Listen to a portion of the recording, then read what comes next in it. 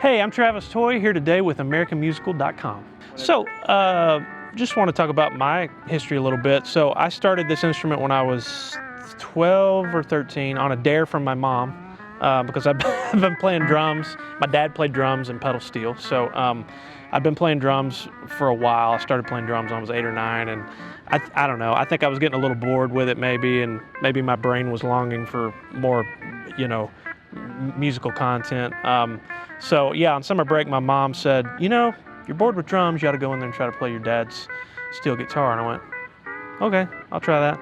So I sat down and basically was immediately obsessed with it. And so yeah, so to talk about that, it's interesting. This instrument it's fairly difficult to learn. I think it's sort of commonly acknowledged as one of the more difficult instruments to sort of wrap your head around in a lot of ways, and it's tough if you don't have. So my dad obviously played, so that was a big help for me early on, sort of helping me wrap my brain around it, especially being the first. I didn't play guitar or anything. It was the first sort of noted, musical instrument that I was trying to tackle. So I had a lot of obstacles early on, but they were, like I said, overcome with having a parent, that played and could show me things. So for all you guitar players out there that are always trying to figure out what steel guitar actually does or how it functions, it's not quite as hard as you might think. So I'll run you through it real quick, some basic sort of overviews of the instrument.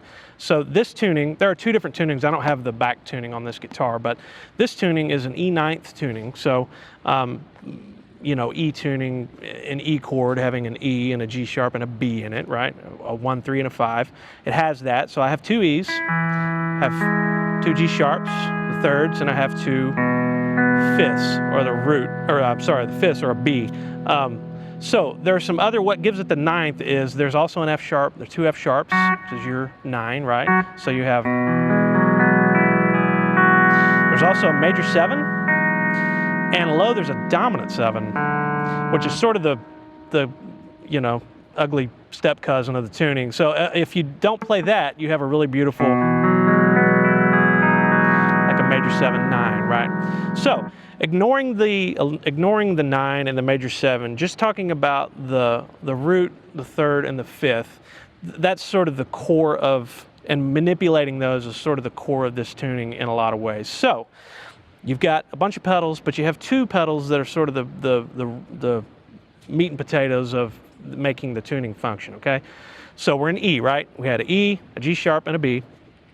So one of the pedals takes the B's, or the fifths, to C sharp, okay, which is now going to be a 6 if we're still in E, and the other pedal takes your G sharps to an A, okay, which is now a 4 note if we're still in E. But if you hit both of those pedals and you change those notes, now what do you have? So all your inversions have flipped a little bit, right? So basically now you have an E, a blow a moan I'm talking about sometimes, an E, an A, and a C sharp. So what is that?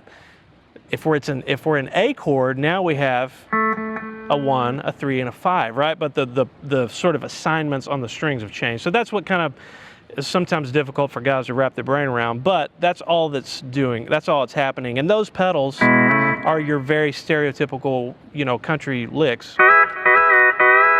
That's those two pedals being used to manipulate those intervals, right? So the other interesting aspect is you had an F sharp when we're in E, right, which was a 9. If we're in A, now an F sharp is a 6 note. So you're sort of going from an E9 to an A6.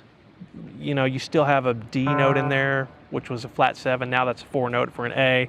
The major 7 in E is now a flat 5 in A, but ignoring some of the more exotic notes. So if we were in E. Now if we're in A, we have that 6 note. So that's where you get those types of sound,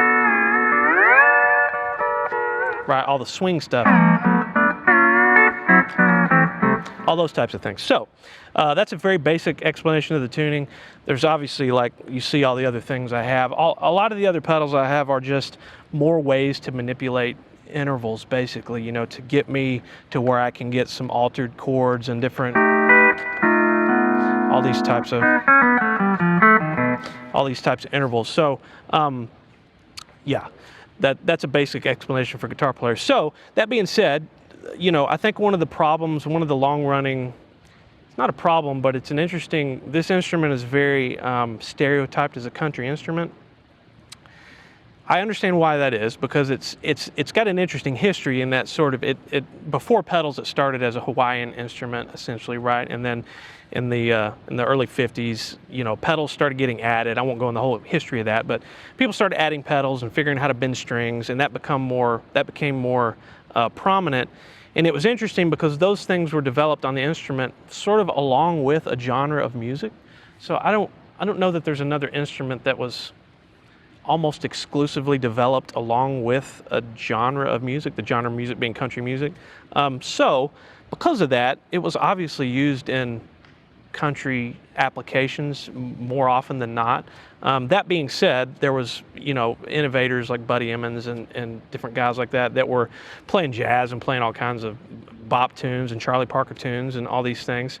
And I guess the real point is, it's not a country instrument. It has the same 12 notes, right, as any other instrument. So it's really, it's a little limited in scope sometimes by people trying to put it in a box, but you can play, any kind of,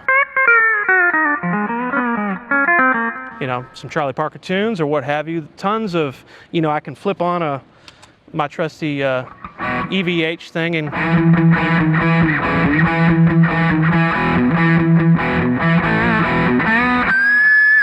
all those types of things. So you can do, all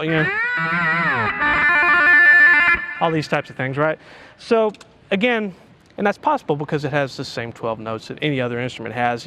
Those things are only ever limited by what you're willing to learn and find on an instrument. That goes for any instrument. So yeah, pedal steel. It's fun. It's way more diverse than a lot of people want to give it credit for.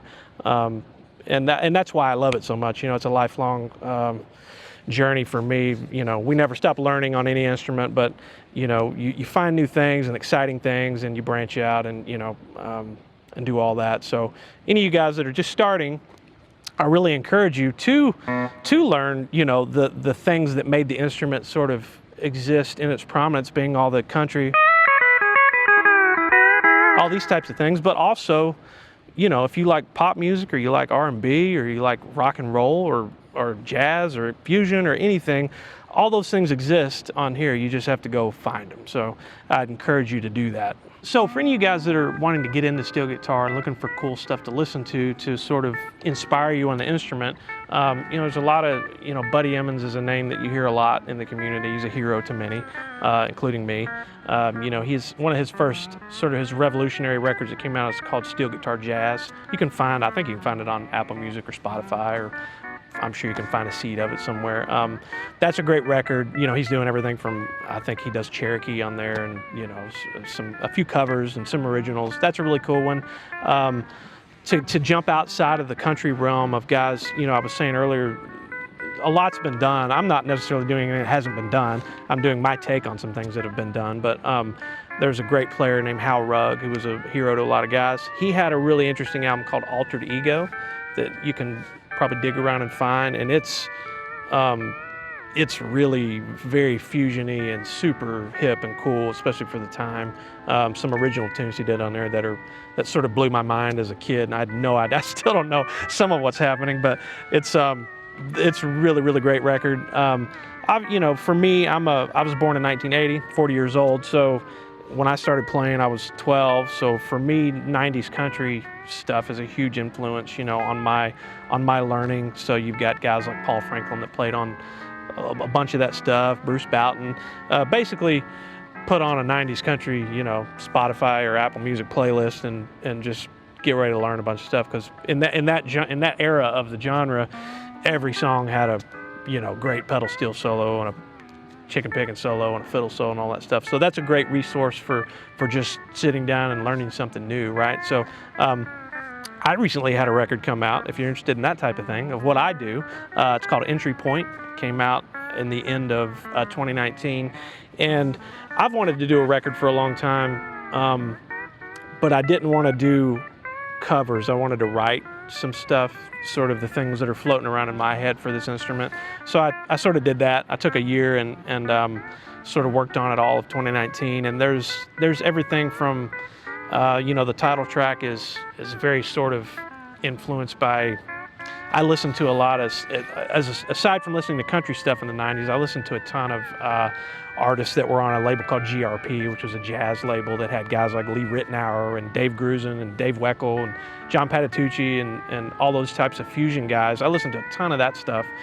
So there's definitely some of that on the record. There's some straight ahead country stuff like Chicken Pickin' Things. There's a tune that's almost like my take on to throw a very current band at you that I love is a band called Snarky Puppy, who's a bunch of North Texas jazz guys.